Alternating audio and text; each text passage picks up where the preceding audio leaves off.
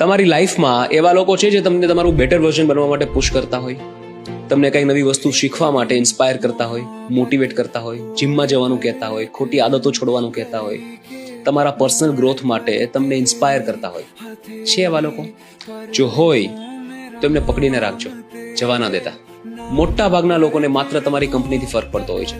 એમને માત્ર તમારી સાથે રહેવું હોય છે, તમારાથી કામથી કામ રાખવું હોય છે, તમારી સાથે મસ્તી મજાક કરવી હોય છે.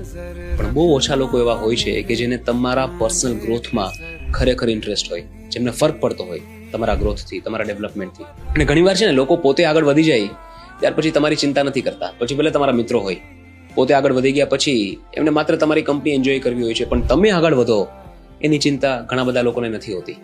એટલે બહુ ઓછા લોકો એવા હોય છે જેને ખરેખર ફરક પડે છે, જે પોતે કંઈ નવું શીખે તો તમને શીખવાડવા માટે તત્પર હોય છે, જે ખરેખર ઈચ્છે છે કે તમે પણ આગળ વધો, તમે પણ કંઈ નવું શીખો, તમે પણ દુનિયાને એક્સપ્લોર કરો.